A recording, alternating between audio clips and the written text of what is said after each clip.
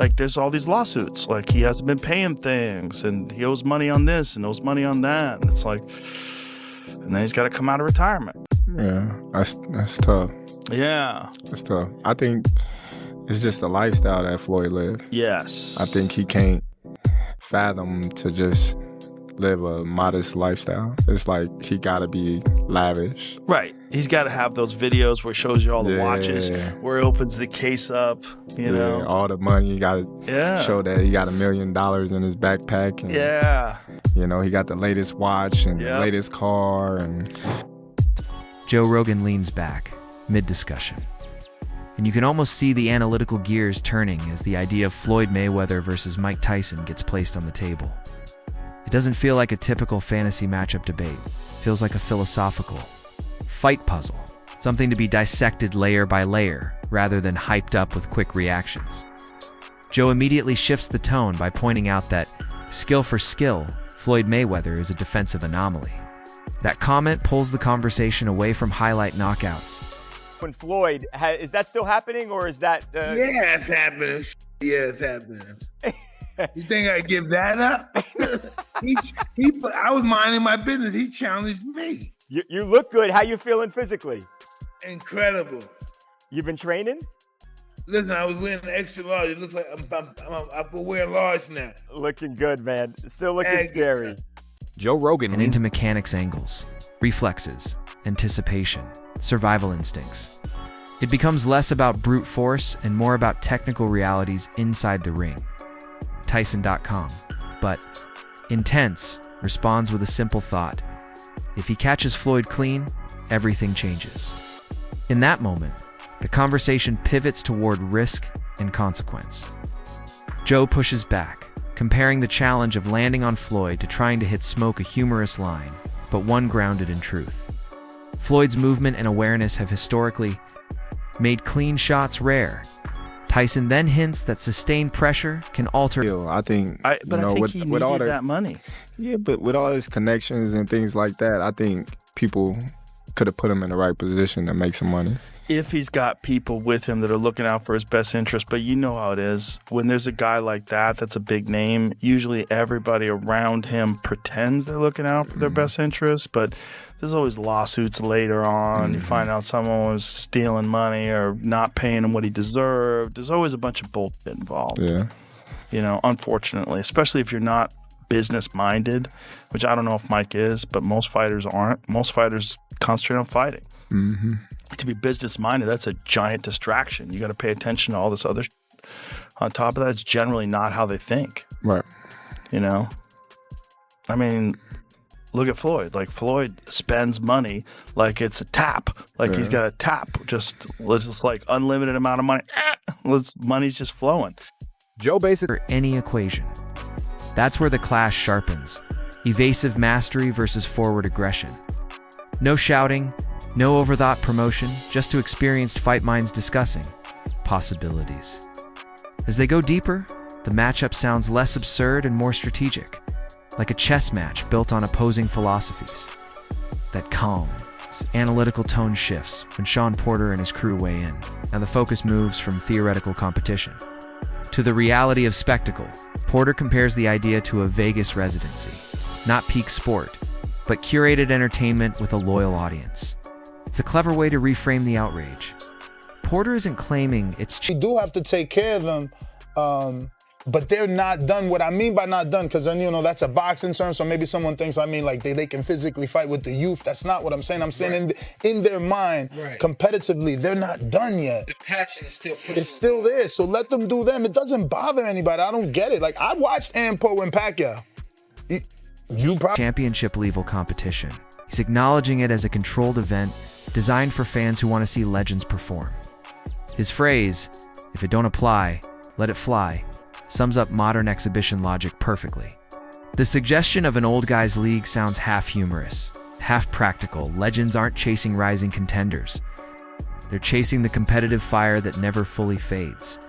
The important distinction Porter's crew makes is between being done in your prime and being done mentally or physically. That difference matters. Passion doesn't disappear just because peak performance does. When the discussion shifts toward business models, viewership numbers, and undercards, the conversation becomes pragmatic. It's less about purity and more about how the industry operates today. You know, slop for the masses and fucking stupid. But that's just me. That's just me, though. You know. Did you? I hate to have you repeat yourself, but did you talk about this Floyd Mayweather and Mike Tyson business on your show? Absolutely. And you for it?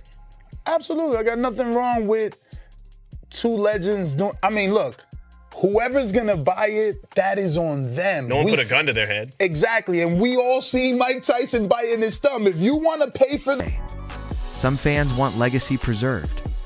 Promoters look at engagement. Fighters seek purpose and paydays. It's complicated, but it reflects the current state of boxing entertainment then. The tone sharpens again when Rolando "Rolly" Romero talks about a potential Pacquiao rematch with Floyd Mayweather. He approaches it from a tactical standpoint rather than nostalgia.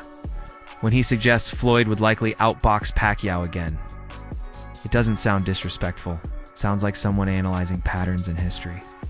The spectacle, venue, streaming, platform.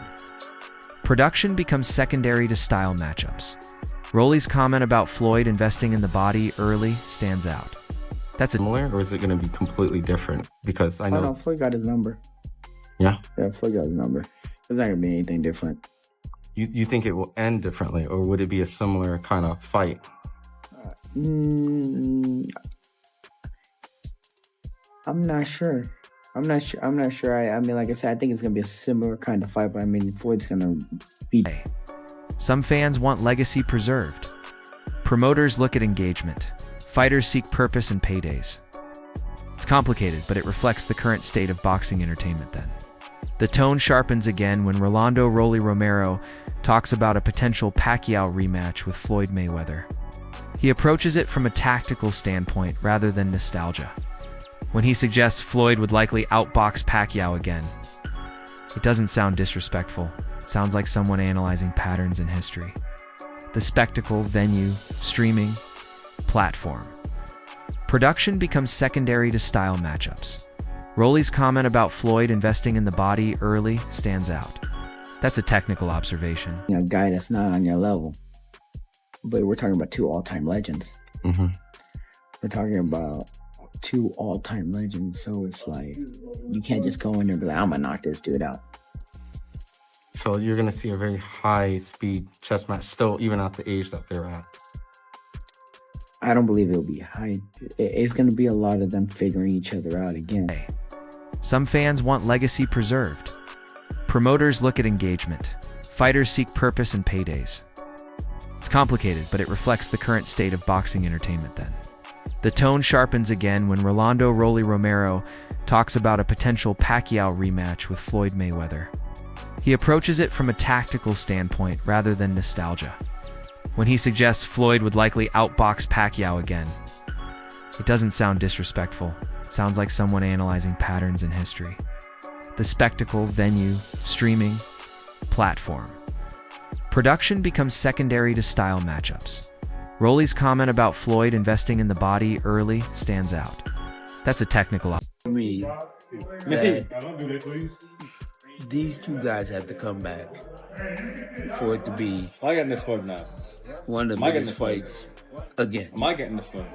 You know, with all these great young champions that's out here. I'm roasted enough. You know, I mean, there should be some big fights, but Manny and Floyd are bigger than. Observation. Bodywork affects movement, especially for aging fighters. He also frames it as Floyd deciding whether to box conservatively or press the action, implying control. Technical observation. Bodywork affects movement, especially for aging fighters. He also frames it as Floyd deciding whether to box conservatively or press the action, implying control remains in Floyd's hands. When he says you can't just walk in and knock out legends at that level, it feels like experience speaking over fantasy. Now, it's your turn. Drop your opinion in the comments and let's break it down together. And don't forget to like, share, and subscribe to Bloodline Boxing. See you in the next one.